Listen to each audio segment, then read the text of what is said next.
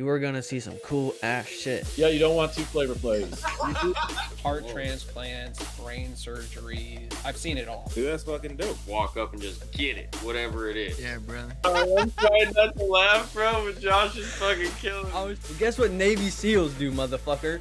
They communicate and they're on the same fucking page. Whoa.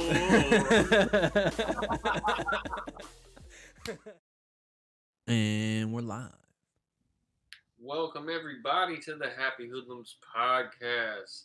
It's your host, a very powerful host, Mr. Zachary Sampson is in the house, running around flexing on him in his maroon sweater, and me in my navy blue little night outfit. Got a little chest hair out for you, hanging delightfully underneath the chains. Yup. Kemper Wood in this bitch, and if you don't know, now you know. New year, got a new haircut, and some different kind of new things to talk about. One of which is really like artistic, because I've been watching this like David Bowie documentary called Moon Age Daydream. And that shit is blowing my fucking mind. Yeah. Yeah, dude, I've had to, also, side note, screens have really been like fucking with my head. Like lights, like it gives me this crazy sensation in my forehead. Really similar to what I was going through like a year or two ago. Bro, you might just need to get some like blue light glasses. I have some. Oh, okay. And I wear them all the time. But anyways, so I've been watching this movie kind of in like sections. Mm-hmm. And it's really interesting the way that I'm like digesting this information, because it's kind of scattered and all over the place. Because apparently David Bowie was like super influenced by like his stepbrother, I guess it would be, or like his half brother, who was really into like a ton of different stuff. And it turns out he was like schizophrenic and wound up living like most of his life in a mental hospital. And David Bowie was like, I think that kind of just runs heavily in the family, and I just channeled my mind through art, and like kind of outwardly expressed a lot of the things that I was dealing with. And it's really interesting because I didn't know that he was like a really good painter, but like super abstract. Mm-hmm. And he was also doing like a ton of film work and things of that nature. So this movie's just kind of tripping me out because it reminds me a lot of like what I was going through as a teenager, and a lot of the different subjects that I kind of got into little by little and found myself like dabbling in, I guess. And so it's been resonating with me in a huge way. And the way that the film is put together in particular is like made to accentuate how trippy like David Bowie's personality is. And so truly it's very reminiscent of like 60s films that were like made for people doing acid and like acid trip films. So it's a weird movie, but in small doses, which is how I'm having to kind of like watch it, it's a totally different experience, where it can be a little bit overwhelming. Yeah. If you were to probably watch it all the way through. There was this like weird, I don't know where I heard it, but it was about schizophrenia, and it talked about how different parts of the world actually experience different types, like versions of schizophrenia.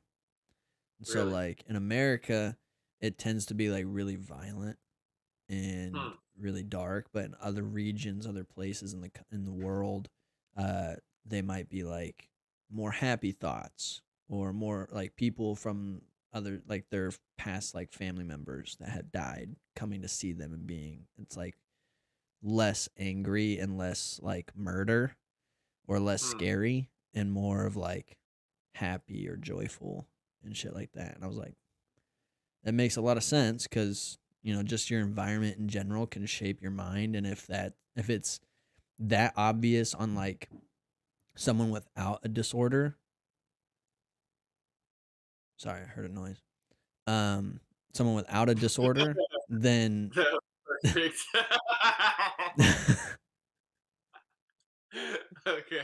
if Sorry, it's that excuse me. obvious with someone without a disorder, it looked like I just had schizophrenia. But Yeah, that was then it's gonna be that obvious that your environment shapes your mind with someone who does have one.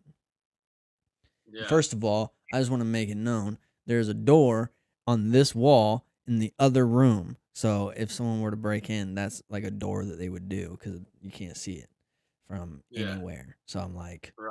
that's where the noise Roger came that. from. So I was like, It's all good. It made for a perfect moment. it did. I Yeah, looked schizophrenic as fuck for a second. it's a really interesting thing. Like, it runs in my dad's side of the family. Hmm. Um, and I definitely think I kind of had it before experiencing like this act of divine intervention that like I'll go into maybe on another podcast or whatever. But my cousin Wayne actually like had it, and he was a fantastic like guitar player. Hmm. And I think like the older he got, that shit really tortured him more and more. And he wound up like getting into drugs and stuff and like overdosing and like killing himself. Like, but it's really an interesting thing how such beautiful people seem to be schizophrenic. Does that make sense? Like just people with fantastic personalities. And I don't know if they're like hypersensitive to like vibration and like thought can be like influenced um differently, like as they're kind of like digesting thoughts. I don't know where like the wires necessarily get crossed and what makes somebody um one type of schizophrenic that might be like outward like violent bursts and another that's like really artsy, and Hmm. it like might be dark or light or kind of like manic in between. But if it's expressed on like a guitar, like my cousin could play guitar super fucking good, um, it takes on this whole different like reality or perceived reality. Um, because you could like listen to like a Jimi Hendrix guitar solo or something like that and go through like this kind of crazy psychedelic state that's like a roller coaster of emotion or something, um, and really like feel it and be brought to tears and then be like kind of like dissociative from it. A song that does that to me is this song called Yellow Lead Better. And I'm sure tons of people know it. Um, but that is one of the greatest like guitar riffs ever.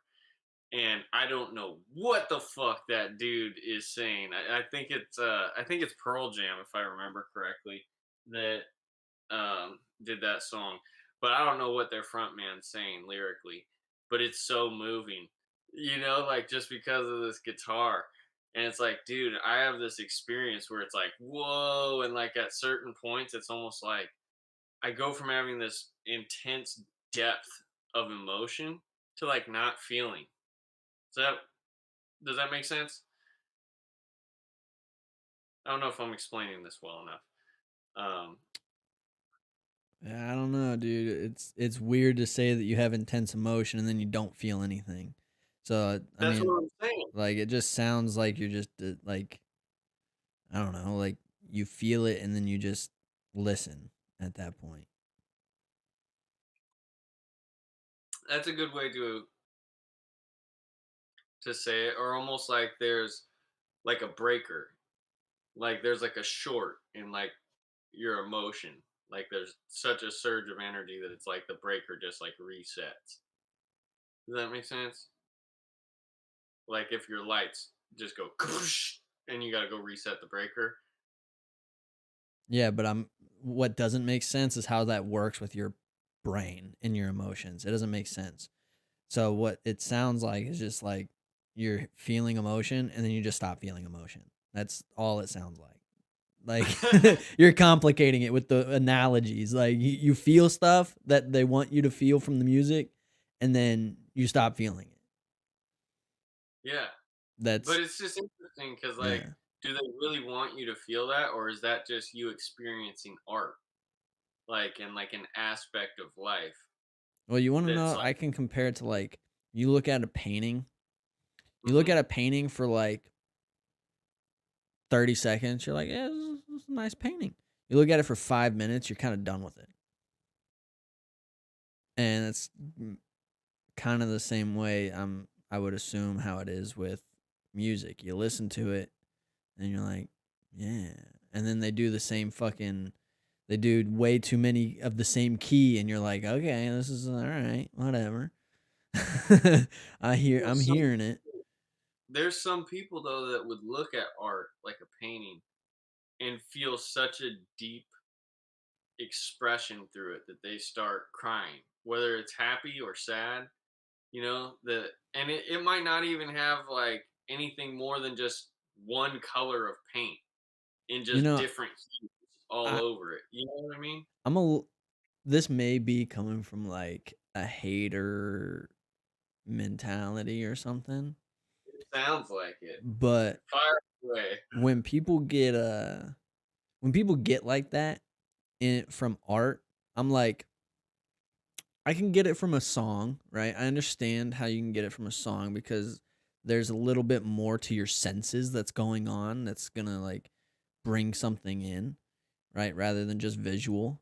A song is you're hearing the notes and it's somber. It could be somber if you're thinking about something sad, right? In terms of the crying example. It could be somber or it could be soft and like kind of light, but the lyrics be sad, right? And so you're hearing these things and it's putting you in a place, right? Because sound does that. But when I look at someone and they look at a piece of art and they try to tell me what the fuck that means, I'm like, first of all, your interpretation of this does not matter to what it meant to the artist, and us trying to figure that out is pointless. Second of all, the fact that you can cry at a picture that's not like someone that is from your past or dead uh, is kind of weird too, because you're, in my opinion, that's like you're faking it. You either are faking it or you're already in that place and you're just looking for a reason to let it out. I And that's it. Like, maybe that's something. There's something to that, but it is totally real. Like there are totally people, and I look at it more I'd as want to like, talk. I would want to talk to them, and I would be like, I want to get your vibe, dude, because like, who the fuck cries at a painting? And I'm not saying you're weak or anything else for crying at a painting. I just think you're lying, or see, there's like something I more feel going on. Maybe not the lying part. Maybe it's just like, yeah, there is something more going on, and you're right that it is like different for each person, and that there's like this beautiful mystery, I guess, of like what the artist meant, but maybe it's just that the art itself is meaningful, yeah, and the perceiver of the art is really where it takes on a new life, yeah. outside of that person who is in that state just expressing themselves through this, You know what really throws me off are the huh? people who try to find meaning from like splatter art, See, or that's the shit that I'm talking about. that's the Like, shit I can't stand. Like people are like, he was really trying to display a sense of violence and but also an intrigue in the violence. I'm like, how the fuck do you get that out of, like, go fuck yourself with that shit. And then you see a painting of trees that has no like abstract version of a tree. It's like, if it's I just love straight up trees, there's no meaning other than fucking trees. Maybe the dude looked out his window and seen a whole forest and painted the fucking forest. If Bro, there's no distortion to what a realistic image is, there's no extra meaning to it, in my opinion. you are taking such a logical approach to abstract art that it's fucking hilarious to me. Look, hey, Like, if it's funny, cool, but like you're people try to find meaning out of abstract shit. I've built some abstract shit in my life, and ain't no way in any point in my time building it was I like, this is what I mean by this. I just built it. It's like, so like, why are artists, and I also feel like there's like a little bit of like stuck uppiness about artists who do that shit too. It's like, yeah, you're going to find some meaning in this, and this is how I meant it. And like, okay, dude, you just fucking threw paint at a canvas. I can do that shit I too. think that's so dope though. It's To like cool. really to appreciate your life so much that like you're doing something that's almost like it's almost like you're throwing away this state of being that you're in at this point in time.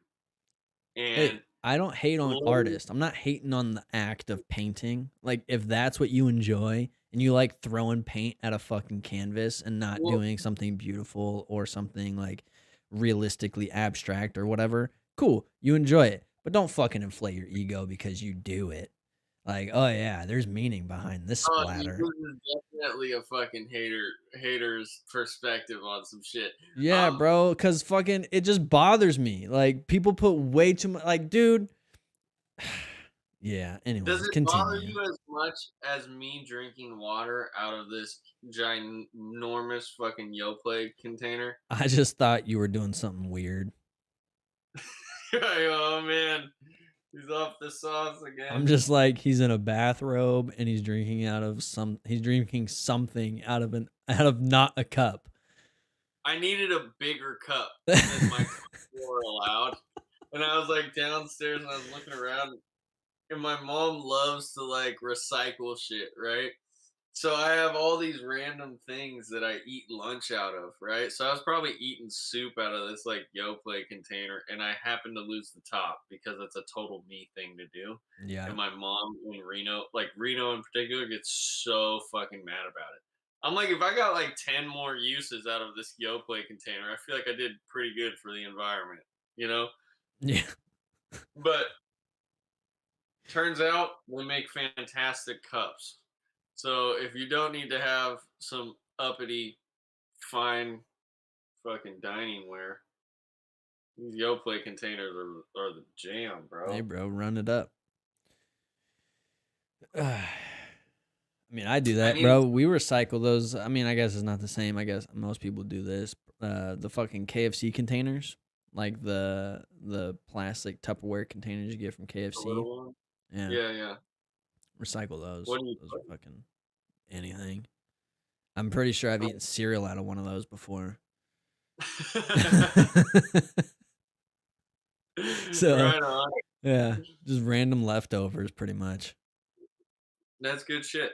Yeah. But I don't know. I think what this can kind of be boiled down to for a transition point is um, self-expression, really, and like in this new year, I'm starting to delve into different things because I've been so immersed in like the study Yeah.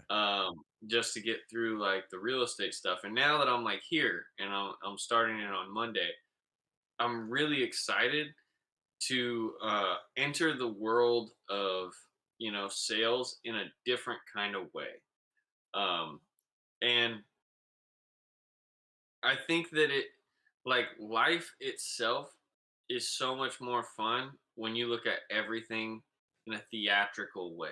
Like it can be so much more grand an experience than just kind of going through life feeling that you need to like conform to certain things because you don't want to be weird versus just being a little fucking weird or really fucking weird, but like kind of like a magical fucking person in some kind of weird way.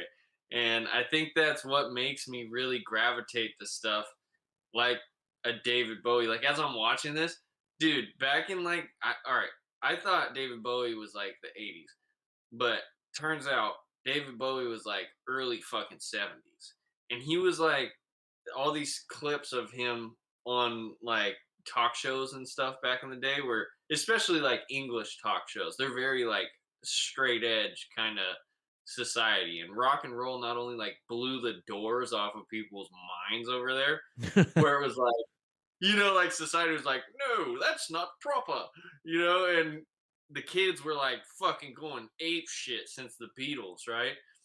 Um, but when David Bowie started dressing all like crazy and wearing makeup, dude, Was he hair rock or whatever the fuck that is? Like no, the he's, crazy hair, was it like glam rock or some shit?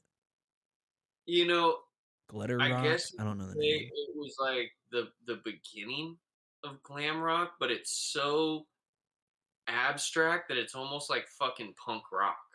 Like the way that he came off, it was like psychedelic punk rock that was heavily influenced by like classic rock music of that like late '60s kind of era, and it's super dope, bro. And I think some people would listen to it and be like, "What the fuck is this?" Like, I remember my dad showing me David Bowie, and it was kind of like the funniest thing because my dad was like, "Yeah, this is a little bit of like fruity weird shit, right?" But at the time, he was like, "This is music, like check it out. Still, like, what do you think?" He was like, "It's not my jam, but like, do you like it?" And Yeah. I was like, I always thought he was cool, but they only played like a couple of his songs on like KGON, which was like the classic rock channel. Yeah. Um, and side note, shout out to Bill Prescott if he's watching. Hey, shout out Bill. Radio He was a guest on the icon. podcast. Yeah. Yeah. Um, but yeah, when I was little, they would always play like just a couple songs by him, and I didn't hear any of the shit that I'm like hearing while watching this documentary. And I'm like, Hmm. this is totally some me shit, bro. Yeah. And I love it. I love it. Word. Which is I, funny because when it came to like rap music, I was such a hater. I was such a hater. Like anything, like I was kind of 50-50 on early 2000 stuff. I'd almost say like 80-20, you know? Like my 20% was like hard, totally passed the test. 80% of it, I was like, it's never gonna last. Doesn't mean shit, especially in comparison to the '90s. And then like our era of like being in high school and stuff, dude, I was not into what everyone was playing, and I so played myself. Like I should slap myself for the fact that like my homie tried to show me J. Cole, and I was so jaded about the fact that no one would listen to Lil Boosie when I would put it on, and they would always change my shit. you want to That know I was like, I why? ain't trying to get none of this, bro. And like, I look back on it, and I'm like, it was so ignorant. It was so I've tried to ignorant. listen to Lil Boosie, dude. I can't do it. You got to be a straight thug.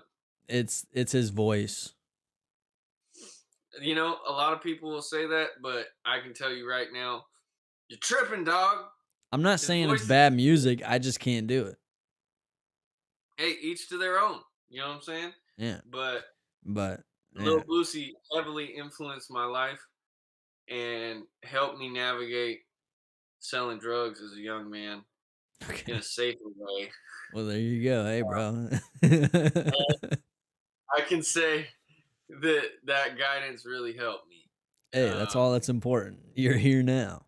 I'm not advocating the sale of drugs by any means. And when I'm talking drugs, it was straight up fire ass marijuana. Okay. So it was, I could have gone very left of that, but I was like, I felt like that other shit really hurt people because I grew up next to a meth house. So I was like, all right, and lo and behold, weed gets legalized, and I see a lot of pros and cons with marijuana usage. Um, in the way that our culture has kind of promoted it. But that's a whole soapbox for another motherfucking time. Um, what have you kind of started to get into in this new year? Has anything, cropped up that you were like, oh, I really want to dedicate myself to investigating that shit and see what comes of it? No, For not really. for me, I don't usually do the hold on. You can't ask a question and then start answering it. So I you're gonna thought about wait. it. Like, dude, I was like, "That's a fucking um, no, question." for me, I don't usually like. I do the things that I want to do. I don't I don't start doing new shit just because it's the new year. And maybe I do what I was doing a little bit more focused and a little bit more like with more of a direction. But Huh. for the most part, I'm still doing everything that I've already done. I've been doing. I've been studying hard for nutrition coaching. Um, I guess maybe like my training style, like my workout style, um, Mhm. is a lot different, and so uh, it's way less bodybuilder, way less. It's like if you mixed bodybuilding with functional and athletic movements. And so there's like a lot of things that you don't normally see in most uh, people's like workout videos or programs because it's all like one-handed things that are like one-sided things or things that put you in different um, positions that make your core and shit work more. Um, Mhm. or it's like high intensity stuff. It's very like dynamic movements, not just compound movements. So they all incorporate multiple joints, but it incorporates multiple planes of movement too. Um, and so I guess that's kind of one thing that I've been working on, but I've all last year I kind of started doing functional and athletic training. So that really didn't change. It just kind of adjusted to a different direction. Um, Mm. money, still have all the same goals with finances and shit like that. And so still working towards that. Um, fucking I'm happy in terms of like relationship stuff. Myself, I'm happy with. There's I would like to read more, but I'm doing a lot of fucking studying in replace of that. So it's like I don't really have a whole lot of. I'd never really believed in New Year's resolutions because if you were so fucking motivated to do that shit, January 1st, you would have done it fucking June 22nd. Like, don't be a weirdo, just do it, type shit. And so I never really like. I'm on the other side of the fence. I'm definitely on the weirdo side of the fence, dude. I love all that shit. Resolutions aren't weird because people fucking. I think it's weirder to be like, nah, I don't have a resolution than to have one at this point. Dude, I make like all right, I'll make a resolution just out of nowhere when something sparks my curiosity. Yeah, but For instance, you're not just waiting for January 1st to do no, it. but I'm definitely reevaluating as it comes closer. Like once Christmas hits, I kind of reevaluate through like that last week. Yeah. Well, I've I'm not got gonna lie. goals for the year, but like those aren't like I wouldn't call those resolutions because I'm not changing something about my life. I'm working towards something. Before that, I'm like all Christmas. But a great friend was like, yeah, so I got like a week, and then because I love festivity, I love Yeah. like gearing up for something, and like once the new year passes, I really look forward to like Chinese New Year and shit, and I also look forward to like Valentine's and to like certain people's birthdays, things of that nature. So I just really enjoy that aspect. I love to celebrate. That's one thing about me. I love to celebrate. And like I think research and shit like that is something to be celebrated. It's like a form of celebrating your curiosity. right? Mhm. And I was sitting downstairs, and I was eating, and I was like, I probably shouldn't be eating this right now. And I was like thinking about, you know, cooking better and things of that nature. And it led me down this little rabbit hole of thought. And I was like thinking about my daughter. I was like, one of the biggest things about choosing to eat better for yourself is what you're going to feed your kids. And I was like, I don't know shit about baby food, bro. And I was like, I want to make my daughter the most delicious food ever from like day one. Like even when it's like soft foods, like I'm so looking forward to when she's no longer drinking bottles and I can like give her little spoonfuls of whatever it is, you know? And I was like, I don't know anything about the herbs a baby can digest and can't digest. And it really made me look at kind of nutrition differently because I know how much supplements have helped me, like especially since like my brain has kind of fucking changed and shit.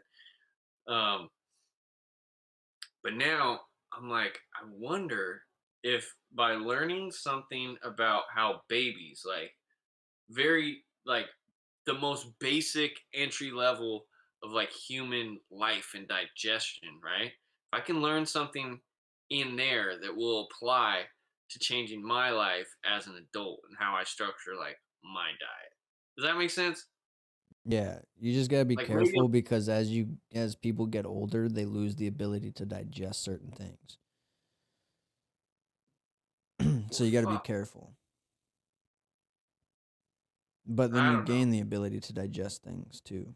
You know, all right. So that might be why this happened to my grandfather. I'm gonna tell you a funny story about the bodybuilder named Frank Okay. Ficar. Okay. I still think that's Um, like one of the greatest names ever. well, I'm about to show you why. Okay, It's just so okay. fucking excellent. Okay. So my grandfather, Sicilian, has always loved seafood, Mhm. right? And all his life, been eating clams and all kinds of shit like that, shellfish. Well, he's in his like 70s, right? Like mid to late 70s, I think. And he goes out to eat some dinner with my grandma, and he goes in to anaphylactic shock, right? You've told this story on the podcast, I think, before, but continue because I think it's hilarious. Okay.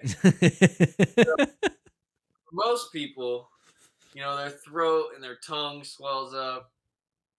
The only thing that swole on my grandpa's body was his fucking cock. Okay.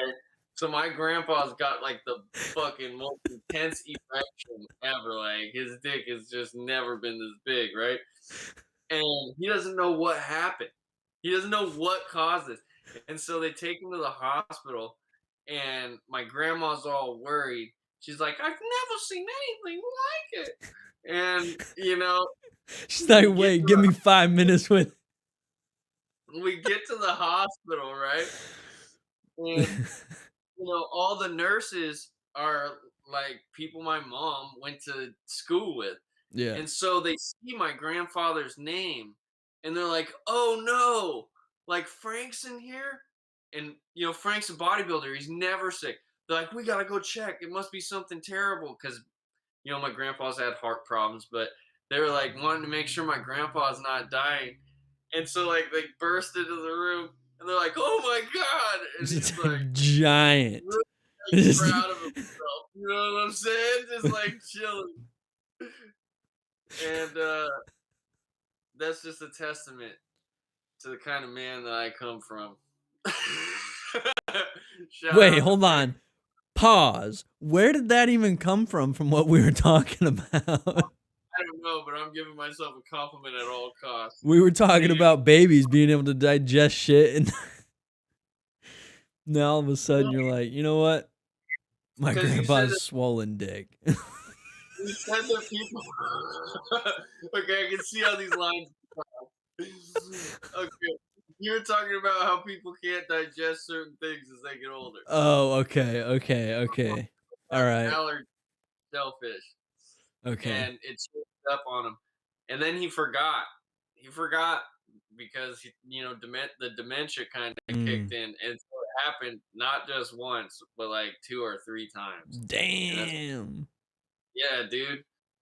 But what a man! His Honestly. body was like, not happening. It ain't happening. Not today. Only thing that swells on Frank Ficara. Fucking cock. Oh shit, that's phenomenal. So shout out to Grandpa. Never had But anything like that. So yeah, I never think had a he might cock be swelling. bro. The only human to have swollen cock from from fish. Yeah, I mean, That's there's other wild. people that had like some scary shit going on, like some rock stars.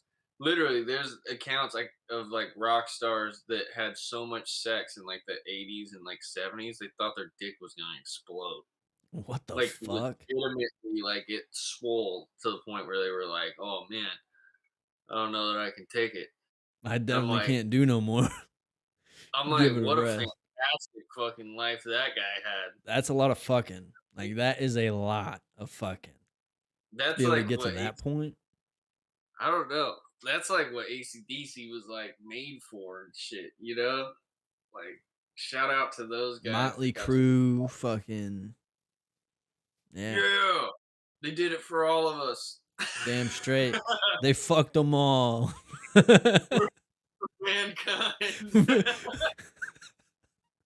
For the bros. Hell for, yeah. for everyone that couldn't For do everyone it. that couldn't, you know. If you think your count is low, just take a little bit from theirs and add it. They did it for you. That's wild, But bro. yeah, I don't know. I'm still sitting here in awe of like how David Bowie affected society. Yeah. And I know I'm bringing back something that you have no reference to. Nope. None. Not at all. You can't add to it. And I'm so happy that you'll probably watch this documentary at some point and come back to me and be like, what the fuck do you see? And I'm just going to be like, "Dude, it's awesome weirdo stuff." Bro, But I he was listen just to really, some weird music too. Don't fucking get me wrong. It's just not like your so like, weird. what's your weird music? There's this like South African band that I listen to called Die Antwoord. Dar Antwoord? You Yeah, listen to them? all the time. I think Bro, I all through college I played one of their. Me and Craig would fucking jam out to one of their songs called Hey, Fatty Boom Boom. but you know what? I can't hate on it. It's just not my jam. Exactly. It's Just like not me my. and Lil Boosie. I can't hate on it. It's just not my jam. Let's never compare Lil Boosie to Diane Ward No, because I'm explaining our emotional attachment to those two things. okay, Not cool. comparing them. I'm saying I have a your lot attached to Lil Boosie, yeah, bro. yeah, yeah, I whatever. Anyway. don't give a fuck what anyone says to me. Okay. Bro, I really gave him a shot. Like I listened to like 10 of his songs. I think I even listened to some of your suggested ones and I'm like, dude, I don't know. Dude, lyrically and his flow, especially early Boosie, bro. Oh man, he's on a whole other level. Maybe I'm But just not listening to it in the right environment. Maybe it's an environmental I thing. also don't think they're ghetto enough. Maybe Like, not. there's a if you're on some fucking ghetto shit, like I guarantee you that Lil Boosie's stories got some serious resonance with you. Yeah, well, I'm Like, definitely not ghetto. I grew up in not the ghetto. yeah, so like when you listen to it, you're probably like, what the fuck? But like if you're listening to it, you know, slanging, you're like, this is like gospel in a sense. Like these are like he's explaining rules and consequences and lessons and all kinds of stuff in just a crazy way. Yeah, So there's that. But I digress. I digress. I think that the new year and each day affords us the ability to kind of redefine ourselves. Yeah. And that, like, when something bursts into your consciousness like a shooting star that makes you super curious, like, you should investigate it. Oh yeah, always. And I guess that's kind of more where I'm coming from on this whole episode is just investigating cool shit and stuff that might not turn out to be cool, but you checked a little bit just to see what was going on. Very least. Feed your curiosity. This is Yeah. like a continuous like topic on the podcast, but always be curious is um a powerful piece of advice for most people. And I struggle with like being curious cuz like if I hear someone say something, I don't always like want to fact check them. I'm just like, "Oh, okay, interesting." And I don't like or not even fact check, but like dive deeper. Like if someone brings up an interesting new like idea or topic of something that may not have thought of, I don't really like take the time to be like, oh yeah, let's look into this. Let's Google it. Let's find things to read about this thing that I didn't think about. Um, Mhm. and so having having trickled that into my like practice, and it's not every day, but I try to do it as much as I can, has made me like learn a lot more, and it makes me like when I'm studying or reading a book, let's actually just reading a book that isn't meant to be like a school book, right? It's a book someone wrote, like a Jocko book or whatever. And let's say he throws in Mhm. a word that I don't know the definition to. Usually Yeah. my curiosity doesn't kick in. I just read past it. I'm like, oh, I'll figure it out by continuing the reading. I'll figure out the context of what the word means. But sometimes I'll literally Google the word. I'll look it up and find the definition. And so, I do that all the time. yeah, you actually are the one who told me about doing that. Like you said a long time ago that you would find like look it up in the dictionary or some shit when you were growing up. But um Yeah. I start doing that occasionally, and it's like I may not retain that information of what that word meant, but at least it allowed me to connect with what the book was saying a little bit more. And so like curiosity doesn't always have to be retained, like the information you learn from being curious, but the experience that you get from doing it is important. Yeah. I agree. And okay, so two things. One, I heard somewhere and I can't remember where it was. Someone was talking about the power of words, Uh-huh. and they were saying that like words are what we use to kind of like define and contextualize things in our life. Mhm. So if you don't have like a wide vocabulary, you have a very like clunky way of digesting information and experiences in your life, Yeah. you know? And that's not really awesome if you want to have a life where you understand the nuance of things. Mhm.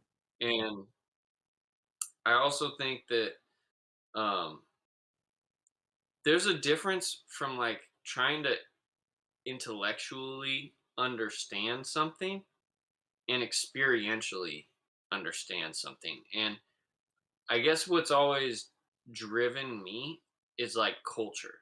I'm fascinated by people and culture and different ways of life and living and thinking and being. And you really can't quite get it if you're just like, for instance, like if you were watching the Travel Channel and you see something and you're like, oh, they do this in this part of the world. Like, you kind of get it. Mhm. Like, you can make sense of it, but you have no fucking clue what it really means, until you experience it, until you go there and you live that way. And you kind of just immerse yourself in it and just allow it to like run its course through you. And then when you're on the other side of it, you have a far greater appreciation of it, you know, than what you get just skimming. It's almost like when you look up that word and the word doesn't stick in your vocabulary. Well, once you go and experience it, it's like, no, this sticks with me.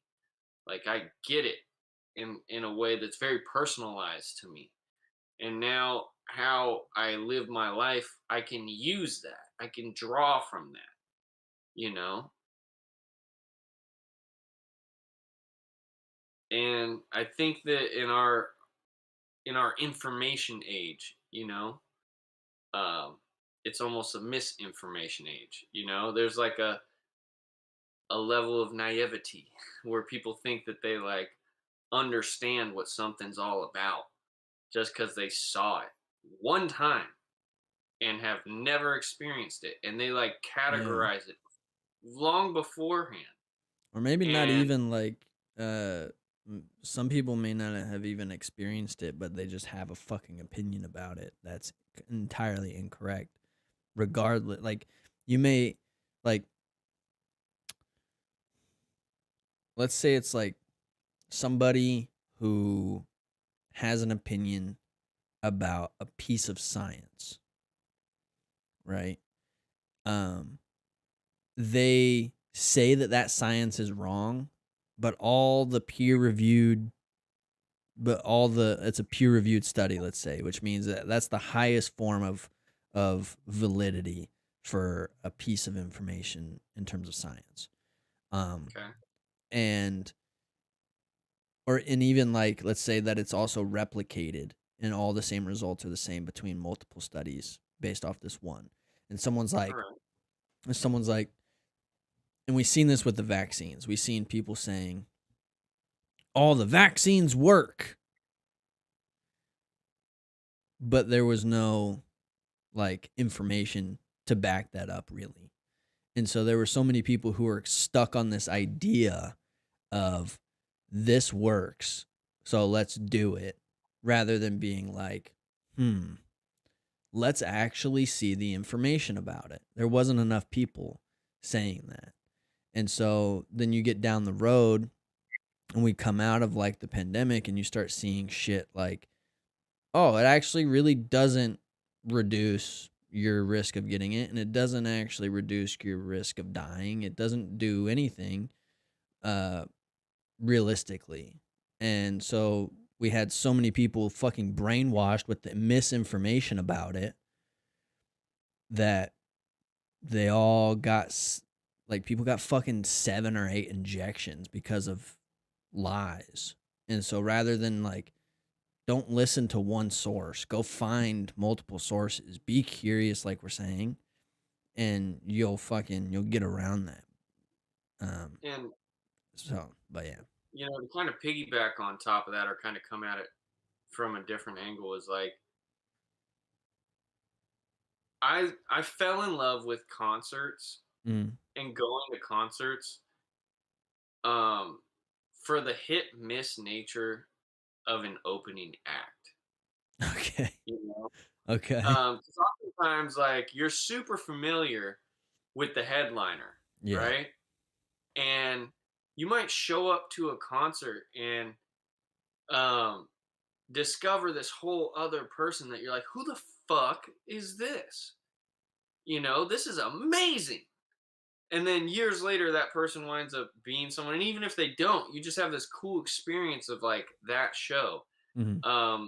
Or you you might really like someone's music, or maybe even not so much, but you go to this concert and something about the performance and like that artist as a performer is totally different than just listening to their album off of like iTunes, Mm-hmm. and you're like, whoa, that was fucking amazing, you know and I look at life kind of that way. Is like you never really know until you go, and um, it might be something that's a total dud in a sense, but it might be something really fucking like an opportunity to see something amazing and Yeah. magical. And I was talking, I think concerts are a great example of this, you know. Um, I was talking with my coworker Mike at the Armory, and he's an older dude. So I would ask him about concerts, like, because my dad, huge rock and roll fan, me too. I love music, especially rock and roll. And so I'm asking him, I'm like, dude, were there any people or like concerts that stand out to you? And I was asking him what his like first concert was. And his first concert, the headliner was Boston. And he had no clue who was opening for Boston, right? He shows up and it's this little blonde dude with curly hair. And he's fucking ripping it up. Like incredible front man, dude. Hmm. And turns out this guy's name is Sammy Hagar. Oh shit. Sammy Hagar's fucking huge, right? Like rock legend. But he was a nobody at this time. Mhm. Because especially during that day and age, you didn't hear. Like there's no way that like opening acts really were televised or like Yeah. publicized enough for people to fucking know. It was just some other band saying, "Hey, this dude's kind of cool," and just taking these people along with them, you know? And lo and behold, like it's this fucking legendary show. And I think that's so awesome. Another area where they do that is like comedy. Comedy's another one of those areas where like famous comics will find someone who's funny and kind of just take them on the road with them. You know what's And so crazy? like, That's like a new thing. From everything that I know about comedy is like, uh, so like for example, when like Joe Rogan was coming up, right? mhm, It was like combative, and so people would actually, rather than finding people who were funny, they would find people who were bad to put them as yeah, openers so that they looked better. And nowadays, you see people like, you see Joe Rogan does this a lot, but a lot of big comics will bring other really good coming up comics nowadays to mhm. go before them, and it seems to make a lot of people better faster. I But think yeah. so. Um, and I think that's probably the more virtuous way of going about it. But Facts. I think there's something else too that like when you look at it from the crowd's perspective, right? Like it's better to just have a funnier show if you're going to like Oh yeah. a comedy, And it right? makes you more Or valuable. Makes their whole or show more valuable. or to like a concert. But in the same like respect, dude, I look at it like Alice Cooper. Like everyone fucking like Alice Cooper was not who like the legend that he became, Mhm. right? In the beginning, his show was like a freak show, fucking crazy ass act. And so like if you went and saw like an Alice Cooper show Mhm. and he was like the opening act, you might be like, that dude fucking sucked. Who was that? Right.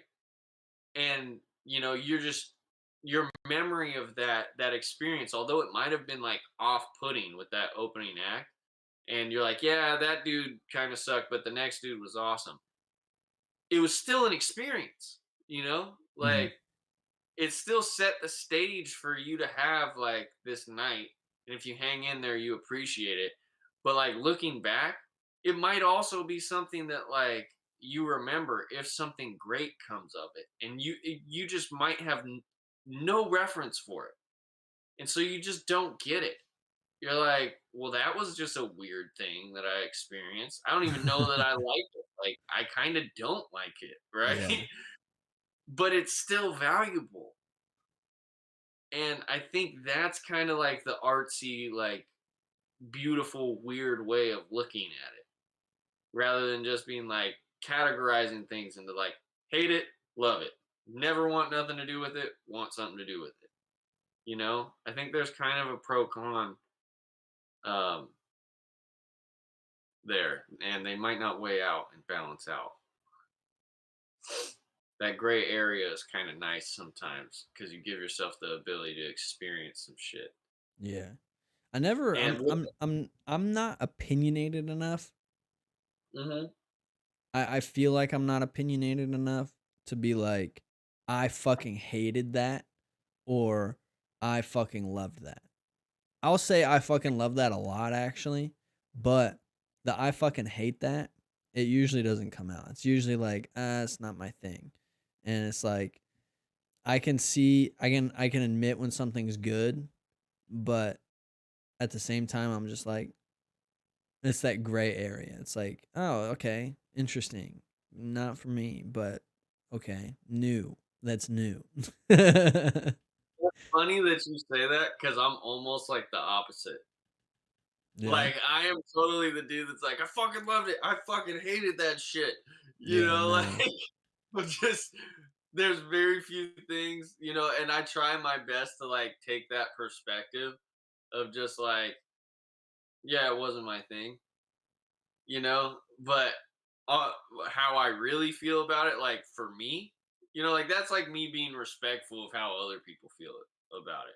But Yeah. for me, I'm like, get that shit the fuck out of here, you know? If it's really fucking bad, bro, I'll be like, yeah, nah, no, nah, I'm good. But like on most things, it's just like, yeah, okay, I think I interesting. get that from my dad because, like, my mom, my dad was like the most, like tolerant person as long as he was like into it, Hmm. but he was the most impatient dude that I've like ever met in my Yeah. entire life.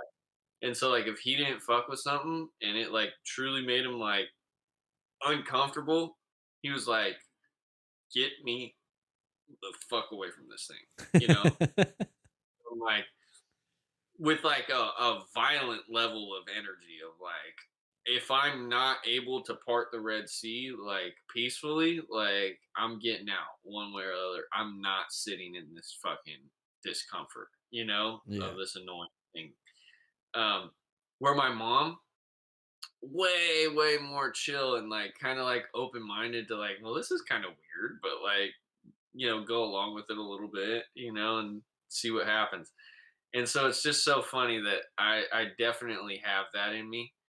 Um, and I'd say I'm more like my mom in that regard. Um, if I was to say it, but the older I get, I start looking at myself, especially like since my dad's passed away. I'm like, dude, I do a lot of shit that my dad did. Like I have a lot of his tendencies too. And it makes me look at my daughter and I'm like so happy that she soaked up such a like joyful, like fun little personality. Um, just every time I look at her face, I'm like, dude, you are just so awesome. So awesome, dude. And I don't really got much more than that. Me Cause neither, dude. that's where my mind kind of goes as I start to chill, like I immediately my brain just goes back to my family, just thinking about that little face.